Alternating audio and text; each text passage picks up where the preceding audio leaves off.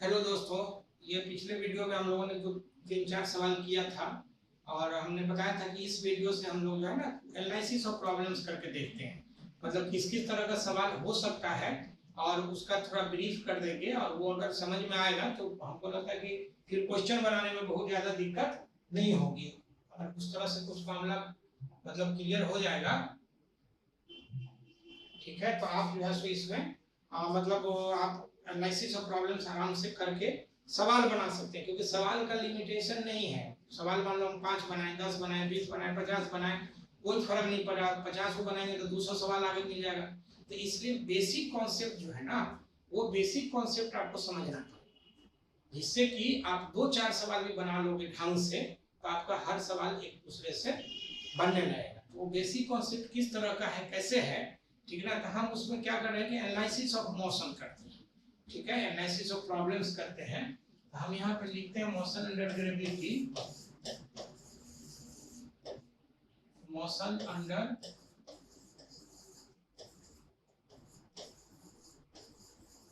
Gravity, analysis of problems, analysis of problems. क्योंकि ये कर देना ज्यादा आसान है। इसलिए आसान है कि अगर एक बार हम मान लो कि इस पर इसको डिस्कस कर दिए तो वो मामला खत्म हो जाए। उस तरह का बहुत सारा प्रॉब्लम मिलेगा, ठीक ना। तो उस तक मैं हम लोग नहीं कहोगे, देखिए क्वेश्चन हम साथ करते चलेंगे। तो ये हो जाएगा एग्जांपल मान लो 1, एनालिसिस ऑफ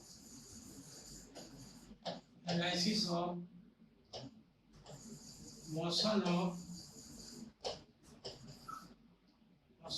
वाटर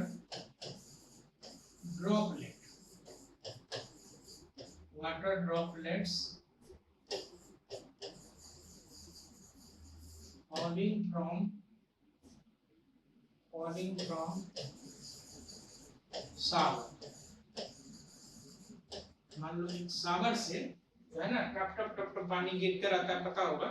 जैसे वो नहाने वाला बाथरूम में रहता है ना, उसको नहाने के बाद उसको बंद कर दो, तब भी टप टप टप टप पानी गिरते रहता है। ठीक है, पहला। या आप देखोगे कि जब बारिश होती है गांव देहात में, अगर मान लो खपरा का घर है या उसका या कहीं से भी, तो पानी जब खत्म हो जाती है, पानी जब एक बार पूरा गिर जाता है, उसके बाद फिर टप टप पानी बूंदे बूंदे गिरता है। और बड़ा इंटरेस्टिंग कंडीशन ये होता है कि गॉड्स देखो तो इक्वल इंटरवल ऑफ टाइम पे गिरता है। मतलब एगो जितना देर में बबल बन के ड्रॉपलेट बन के गिरेगा, उतने ही देर के बाद फिर दूसरा गिरेगा, उतने ही देर के बाद फिर तीसरा गिरेगा। ठीक है, तो उसमें जो है ना हम लोग बात करते हैं, मतलब लेट अस सपोज कि मान लो कि ये जो है सो ये सागर है। हम लोग अगर बात करना चाहें यहाँ से,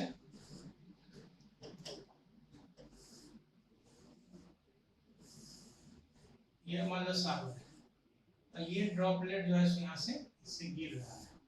इसलिए अब जितना ड्रॉपलेट तुम चाहो बना सकते। इसमें एक कंडीशन जरूर दिया रहता है कि माने पचमा गिर रहा है तो पहला जो है सो जमीन छू रहा है, वगैरह वगैरह कुछ इस तरह से इसलिए दिया रहता है कि पूरा टाइम, ठीक है ना। इसको मान लो कि ये हाइट h0 है ना, ये फर्स्ट ड्रॉपलेट है,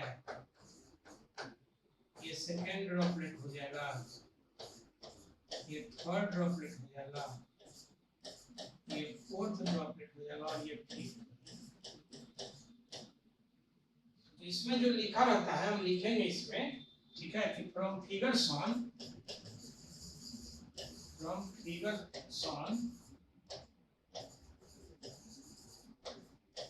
the water droplet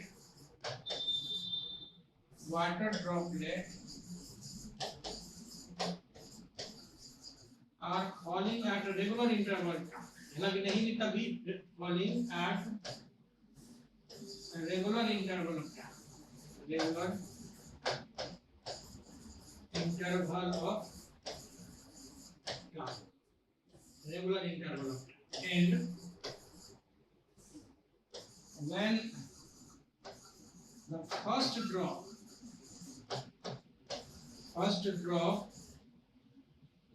strikes the ground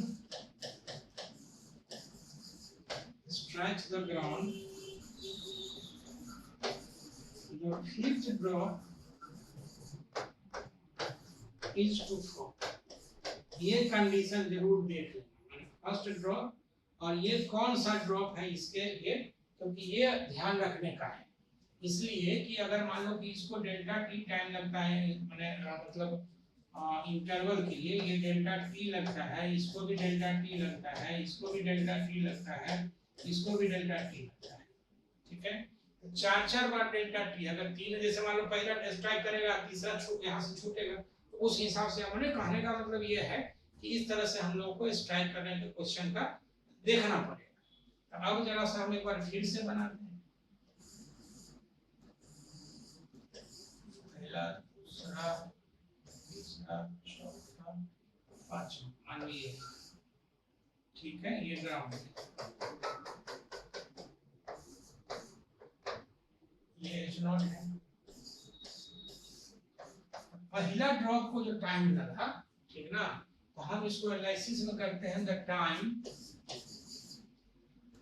time of time during which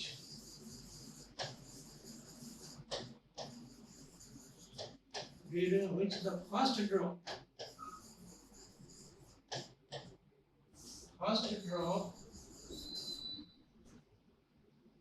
falls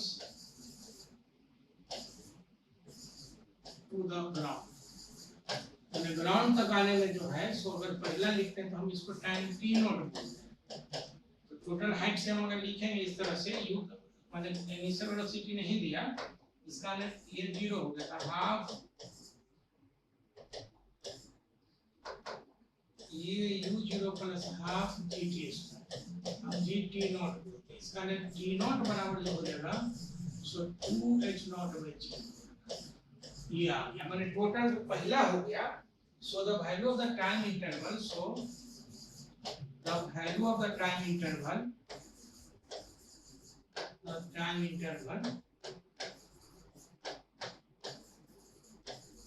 तो डेल्टा टी अगर लिखते हैं तो देखो t0/4, क्योंकि 4 को इंटरवल है, आपको दिखाई दे रहा होगा 1 2 3 4, ठीक है।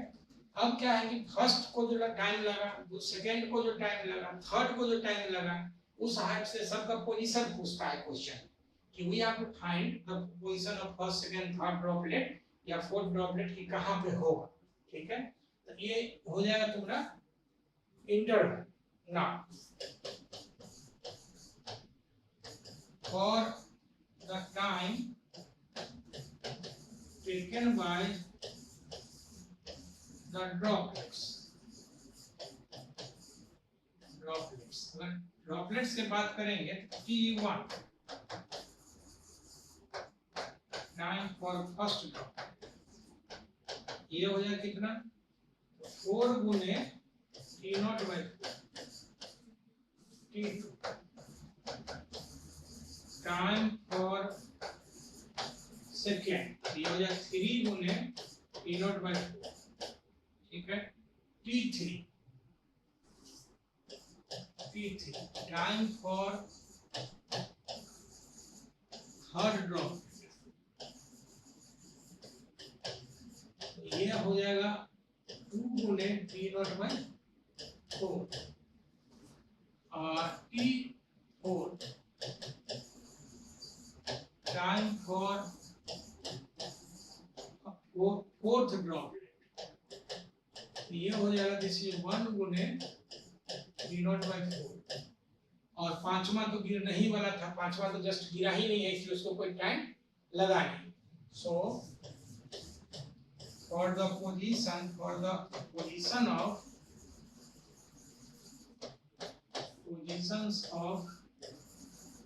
द ड्रॉपलेट्स फ्रॉम टॉप के लिए हम लोग बात कर रहे हैं, नीचे से हाइट घटा देंगे। तो हम लोग जैसे देखो कि t1 के लिए लिखते हैं, पहला के लिए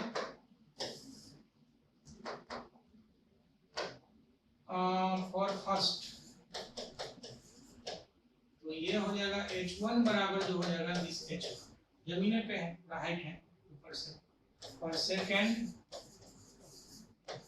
h2 बराबर लिखेंगे तो हाफ g T2 स्क्वायर, इसका है हाफ G, T2 जो है सो T0/4 गुणे 3 का स्क्वायर। T2 जो हम लोग लिखेंगे, जरा देखो क्या लिखेंगे, T1 टाइम, ठीक है, T2 टाइम पर सेकंड, और उतना देर तक वो गिरता रहा। और थर्ड लिखते हैं तो H3 जो लिखेंगे हाफ G T3, ये हाफ G, और ये हो जाएगा 2 गुने T0/4,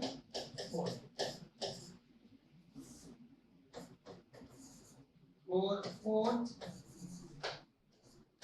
H4 बराबर हाफ G T4 का स्क्वायर, इसे हाफ G, और 1 गुने T0/4 का स्क्वायर। अच्छा, पहला और पांचवा का पोजीशन पता है, पांचवा तो जस्ट कोई सॉवर पे है और पहला जमीन पे है, तो मेन जो 3 को बीच में बच गया, ठीक है ना, उसके लिए कैलकुलेशन है ये फ्रॉम टॉप, या हम लोग फ्रॉम सॉवर भी बोल सकते हैं, और हम इसको लिख देते हैं और सा। हम ये हाइट जो कैलकुलेट कर रहे हैं ये ऊपर से कैलकुलेट कर रहे हैं। अब इसका मतलब देखो, क्वेश्चन तो ये हो गया। अब है क्या कि इसी क्वेश्चन को मान लो एक दूसरे तरह का, जैसे एससी वर्मा में एक सवाल है, हम अगर एससी वर्मा जी की किताब में हम अगर बात करेंगे उस किताब में, तो जैसे देखो क्या है, एक क्वेश्चन दिखाना चाह रहे हैं हम, एक्चुअली समझाना कैसे चाह रहा है। A boy is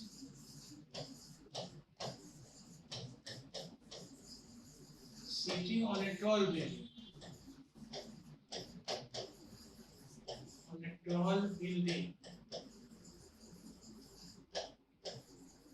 and drops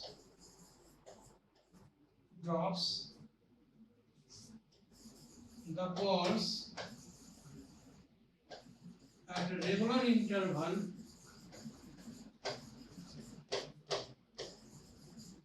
interval of 2 seconds. Find the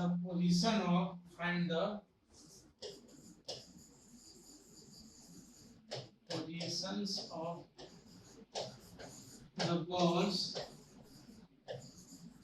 when fourth ball is to be dropped. माने चौथा बॉल जस्ट हाथ में लेकर गिराना चाह रहा था, इज टू बी ड्रॉप्ड। मान लो इस तरह का एक क्वेश्चन है, माने हम ये कहना चाह रहे हैं कि क्वेश्चन कितना बनाओगे, तो इसलिए एक बार डिस्कशन करके आराम से अगर उस तरह से देख लेते हो तो फिर क्वेश्चन बहुत बनाने की जरूरत नहीं पड़ेगी।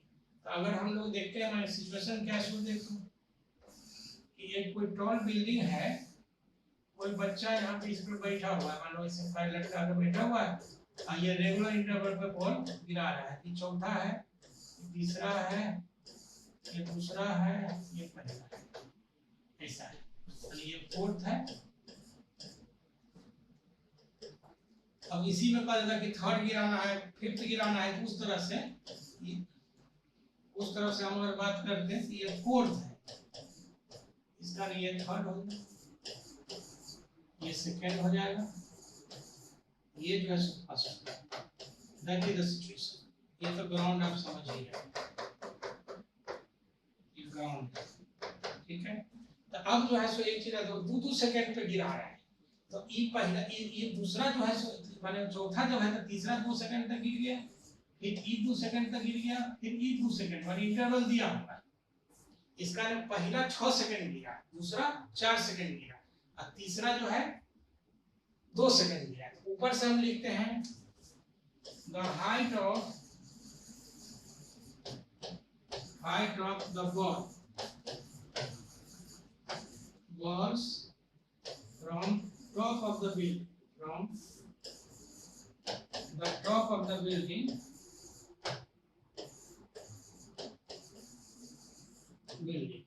लिखते हैं जैसे H1 हाइट ऑफ फर्स्ट, ठीक है, या यूं फर्स्ट लिख रहे हैं, फर्स्ट लिख देंगे हाइट ऑफ फर्स्ट, ये आ जाए कितना आ जाए देखो हाफ जी गुने 6 का स्क्वायर, कितना देर पे गिरा h, हाइट ऑफ सेकेंड ये हो जाएगा हाफ गुने 10 गुने ये 4 सेकेंड पे गिरा है ना, h3 हाइट ऑफ थर्ड इसका है हाफ गुने 10 गुने 2 मतलब कहने का मतलब ये हो गया कि हम लोग जो डिस्कस किए तो इसमें क्वेश्चन थोड़ा बदल गया, ठीक है, लेकिन कॉन्सेप्ट वही है। 2-2 सेकंड के अंदर कर सकता था, 1 सेकंड के अंदर पे है, 3 सेकंड के अंदर पे है, तो जितना भी इंटरवल पर हम लोग बात करेंगे तो उसके हिसाब से हम लोग इसमें डिस्कस करेंगे, ठीक है। जैसे मान लो एग्जांपल 2,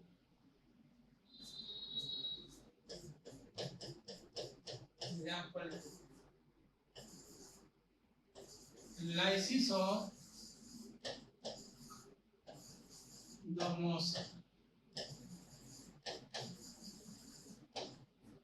motion of bodies या body projected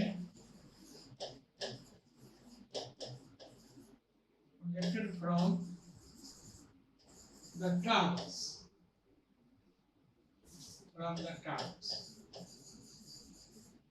अब क्या क्वेश्चन है, सिचुएशन है, सो 3 गो टावर है, एच नॉट मान लो हाइट है, एक को ये जो है सो भी नॉट से फेंक डाउनवर्ड, एक को फिर जो है सो भी नॉट से फेंक दिया अपवर्ड, स्वाभाविक है ये नीचे आ जाएगा, इसका ये जो है सो ऊपर जाएगा और फिर ये नीचे आएगा। और एक तीसरा कंडीशन है जिसको जस्ट ड्रॉप कर दिया, माने u 0 से ये हो जाएगा h0 ये है। अब इसमें टाइम t1 लगा, इसमें टाइम टोटल t2 लगा, ये जो गिरेगा पता इसमें टाइम कितना लगेगा बता, मतलब हम एक बार फिर समझा दें, एक टावर है, एक बॉल को v0 से फेंक दिया, उस सेम टावर से या उसी हाइट के टावर से, एक ही बात है, ऊपर भी फेंका तो इसमें v0 से जब डाउनवर्ड फेंका तो t1 लगा, जब अपवर्ड फेंका तो t2 लगा, तो कह रहा जस्ट ड्रॉप कर देंगे तो कितना टाइम लगेगा, ठीक है। मतलब फ्रॉम फिगर हम एक लाइन सम अप कर देते हैं, from figure some when a ball is projected downward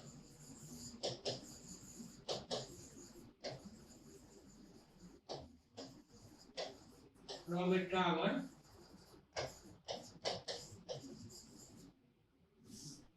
it takes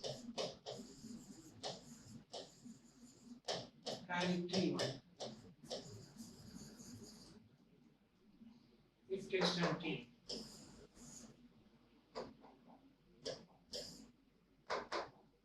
and t2 when projected up,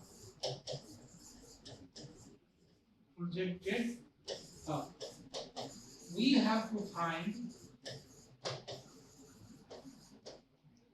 the time when the ball is dropped, when the ball is dropped, drop का मतलब initial velocity 0, मान लो इस case के ऐसा situation, इसको हम लोग first tower बोलते हैं, इसको हम लोग सेकंड टावर बोलते हैं, इसको थर्ड टावर। मान एक चीज क्लियर है कि अगर हम लोग इसमें मान लो एक्सिस मान लें यहाँ पे ऐसे, तो हमारा हाइट भी निगेटिव होगा और जी भी निगेटिव होगा, भी निगेटिव होगा, सारा चीज निगेटिव होगा। इसमें जो देखो डिस्प्लेसमेंट तो निगेटिव हो जाएगा लेकिन वेलोसिटी अपवर्ड है, इसमें हाइट निगेटिव हो जाएगा, खाली डाउनवर्ड आ रहा है और डिस्प्लेसमेंट। हम इसके लिए लिखते हैं नाउ वी हैव, यहीं पे हम लिखते हैं now we have for first minus h naught बराबर minus v naught t1 minus half g t1 का स्क्वायर और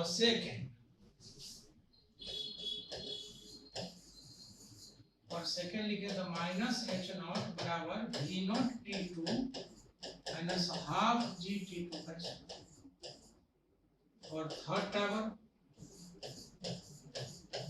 टावर के लिए बात कर रहे हैं और थर्ड टावर तो ये हो जाएगा माइनस एच नॉट बराबर ये तो जीरो है minus half G T square इसका टी बराबर जो हो गया सो 2h नॉट बाय जी।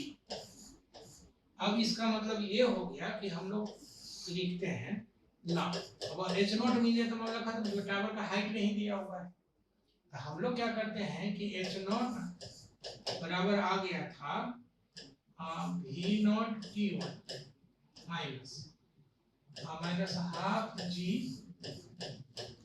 t1 स्क्वायर और दूसरा था माइनस एच नॉट बराबर v naught t2 minus half g t2 square. अब देखो पहला इक्वेशन इसको मान लेते हैं इसको दूसरा जो लिखे हैं वही इक्वेशन यहाँ लाए। अब कुछ नहीं हमको h चाहिए तो हम v वाला टर्म डिलीट कर दें तो ये हो जाएगा t2 से गुना कर दो इसको t1 से इधर आ जाएगा। अगर हम इसको जोड़ दें खाली तो माइनस एच नॉट ये हो जाएगा t1 प्लस t और ये तो कैंसिल हो जाएगा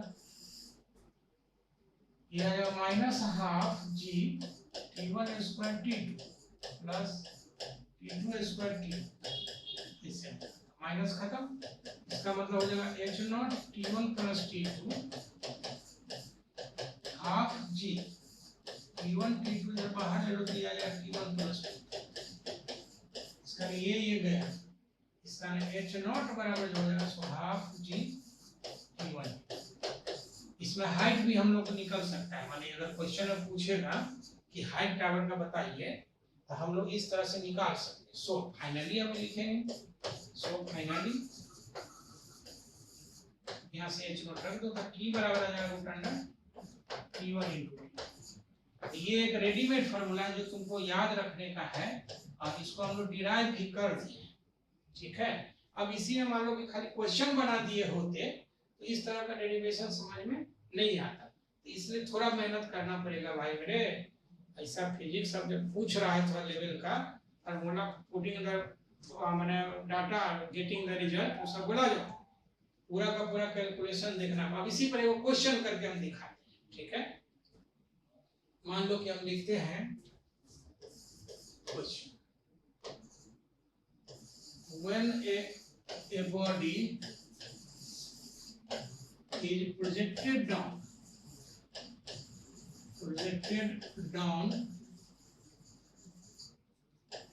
the tower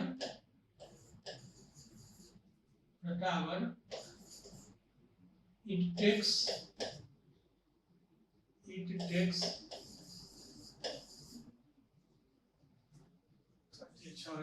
time 9 seconds to strike the earth.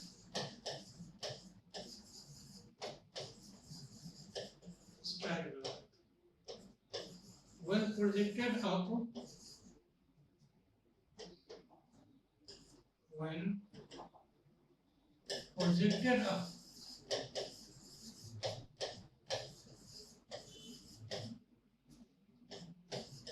it takes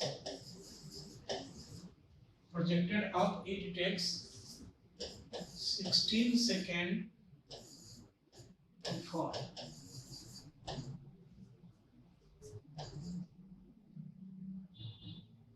Find the time when the ball is dropped. When the ball is dropped.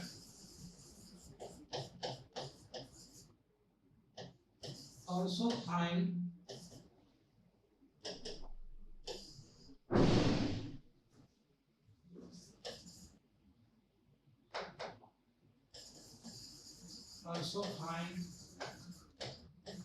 the velocity of projection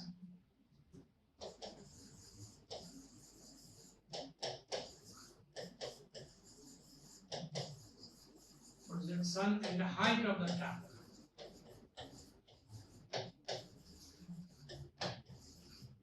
And the height of the tower. ठीक है, एकदम same question है जो हम लोग discuss किए हैं। तो जो ड्रॉप करेगा तो लिखते हैं when the ball is dropped and the ball is dropped तो ये टाइम जो लगेगा दिस इज √2 √t1 × t। ठीक है, इसका मतलब हो जाएगा दिस इज 9 सेकंड गुना 16 सेकंड 3 × 12 सेकंड आ जाएगा। अगर हम लोगों के लिए हाइट आया था तो हाइट देखो हाफ जी t1 × t2 है, ये हो जाएगा 1/2 × 10 9 × 16। चेक कर लो, दिक्कत लगे तो ये आया था यहाँ टावर का हाइट, तो ये हो जाएगा 5, ये 8 का 8 9 72 720 मीटर। वेलोसिटी लिखेंगे v0, इसको हम लोग अलग से लिख सकते हैं इधर।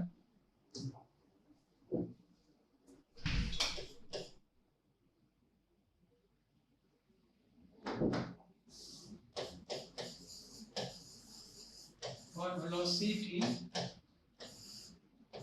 h0 बराबर लिखते हैं माइनस v0 गुणे t1 minus half g t1 का स्क्वायर। तो ये आ जाएगा कितना, देखो ये h0 बराबर हो जाएगा v0 t1 plus half g t1 square, ये हो जाएगा। ये सिंपलाइज अगर लिखते हैं यहाँ से तो हाइट कितना आ गया, देखो 720 मीटर। तो लिख रहे हैं दिस इज 720 मीटर। वेलोसिटी निकालना है गुणे 9 प्लस हाफ गुणे 10 गुणे 9 का स्क्वायर, ये आ जाएगा 720 माइनस 5 गुणे 81 बराबर हो जाएगा v0 गुणे 9। v0 बराबर हो जाएगा 720 बाय 9 माइनस 5 गुणे 81 बाय 9। आने का मतलब 9 बन ये 80 हो जाएगा माइनस 9 × 45, ये हो जाएगा कितना 35 मीटर पर सेकंड। ठीक, इस तरह का क्वेश्चन मैंने कहने का सेंस सिंपल है कि इस तरह का क्वेश्चन हम लोग बना सकते हैं। ठीक है, उसी तरह से मान लो एक एग्जांपल और दिखा देते हैं। ठीक है, analysis of example 3।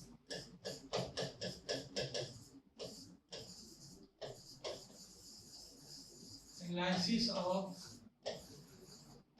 the motion of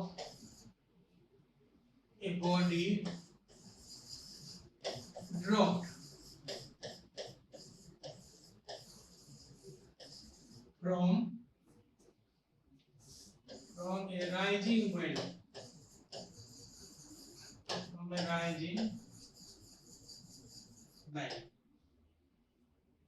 जैसे मान लो कि ये जो है इस तरह का ये बैलून है, गैस वाला जो बैलून होता है आप देखे होंगे, ये उड़ने के लिए लोग यूज करता है। ये मान लो इस तरह का बैलून है, ये अभी कांस्टेंट वेलोसिटी एक्सीलरेशन से भी जा सकता है, कांस्टेंट वेलोसिटी से उड़ रहा है। ठीक ना, और थोड़ा सा फोटो करवा दीजिएगा।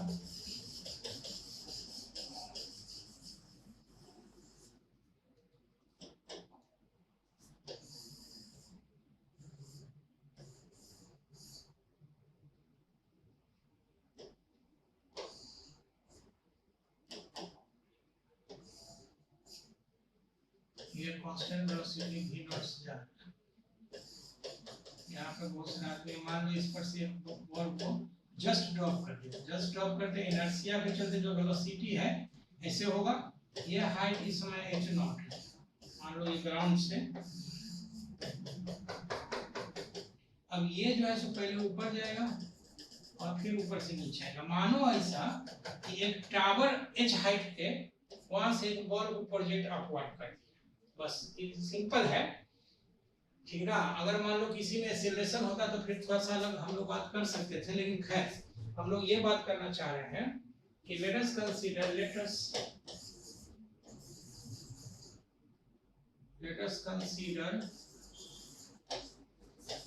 the balloon is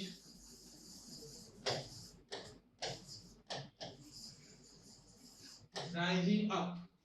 rising का मतलब है वो है rising up with constant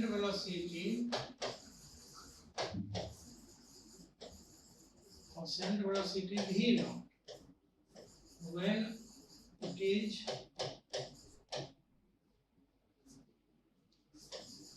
at a height of h naught from ground. A stone is dropped. अच्छा फेंक भी सकते हैं, stone is dropped. We have to analyze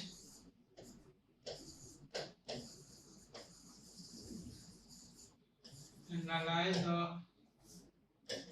motion of the stone.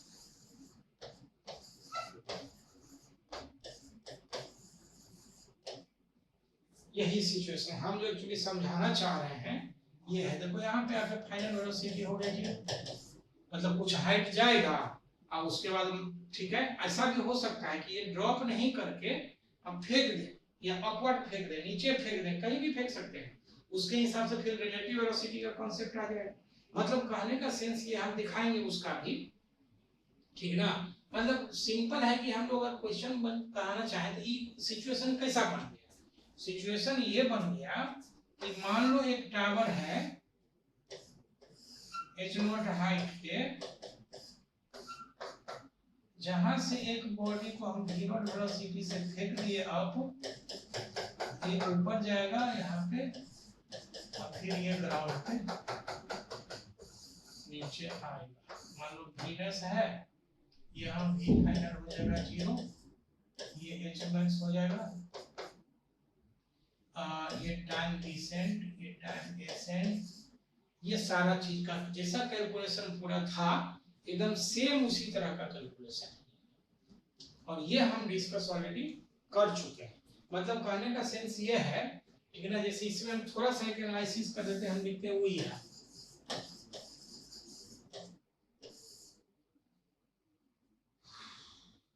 TA v naught by g, TB v naught square by g square plus 2h naught by g,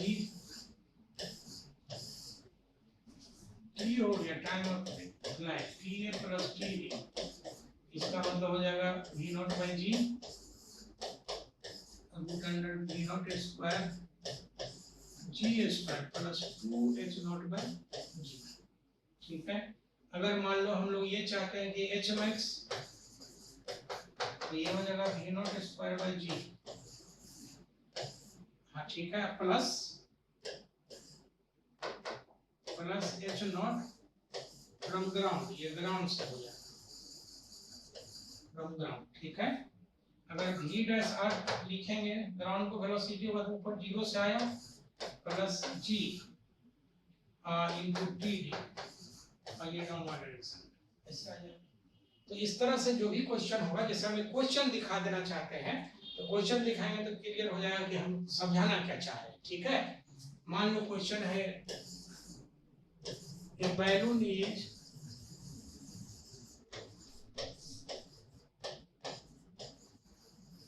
rising up with constant velocity of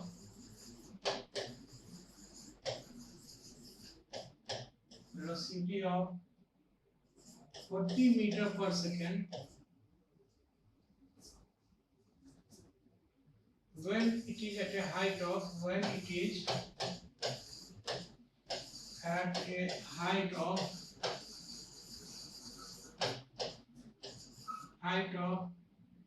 30 meter. A stone is dropped. A stone is dropped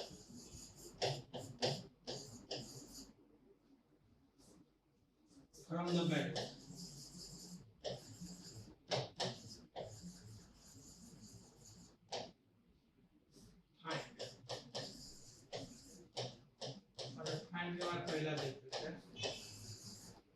The maximum height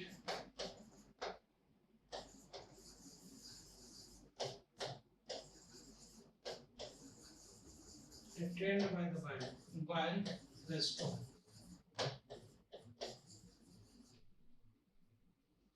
स्वाभाविक from ground ही होगा. The time of flight, या इसी को लिखते हैं the time during which the time in which the stone remains in air. The stone remains in air.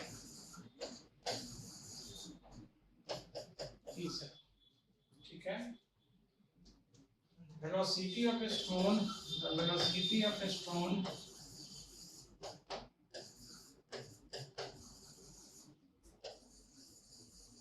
when it strikes the ground. ठीक है. मान लो छोटा सा यही हम लिखेंगे कि हाइट ऑफ द बैलून, मान लो height of the balloon when at the moment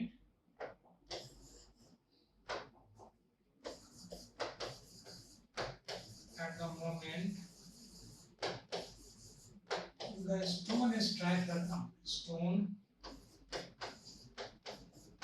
strikes the ground. मेरा कहने का सेंस यह है कि इस क्वेश्चन को पढ़ो, अच्छे से देखो. इस तरह क्वेश्चन रहता है. हम तो 4-5 को मैंने सब्जेक्टिव टाइप बताना इसलिए चाह रहे हैं कि ऑब्जेक्टिव में एक एक करके कितना ऑप्शन लिखते रहेंगे.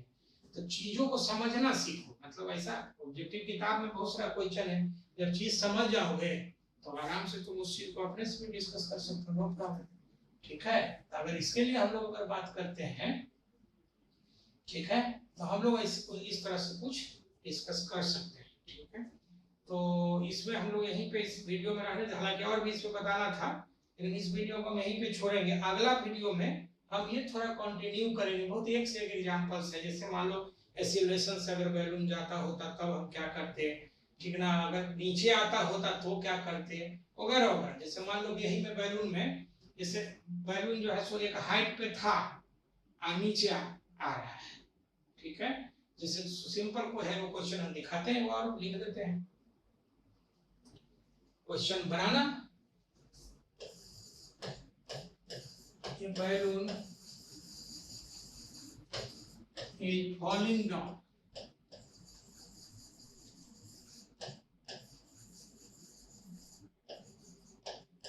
with a velocity of 20 meters per second. When it is at a height of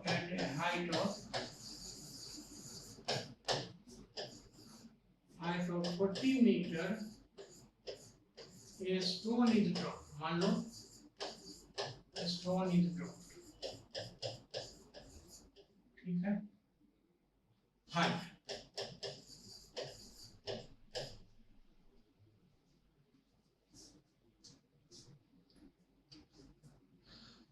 height करके बात करेंगे. पहला the time in which the stone reaches the ground.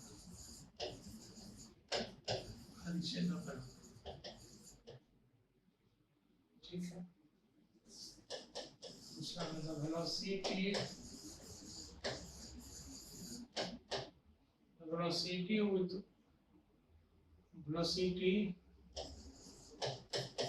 with which the stone strikes the ground.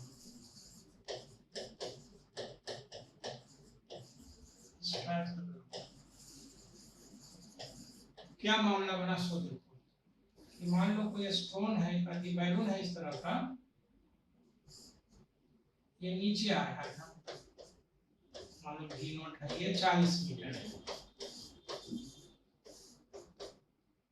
यहाँ से एक stone का भी velocity है, जो चूंकि इनर्शियल करेक्टर है, कोई आदमी अगर बैलून में है तो उसका वेलोसिटी वही है जो बैलून का है, वो स्टोन हाथ में रखा हुआ तो स्टोन का भी वेलोसिटी वही है, इसका अगर छोड़ भी दिया, ड्रॉप कर दिया, फेंका नहीं, ड्रॉप कर दिया तो वही वेलोसिटी हो गया। मतलब ये कि this is almost equal to कि एक टावर है, हम लोग डिस्कस किए हैं,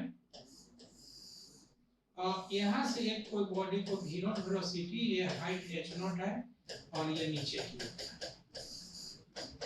ये V नॉट, यही सिचुएशन है।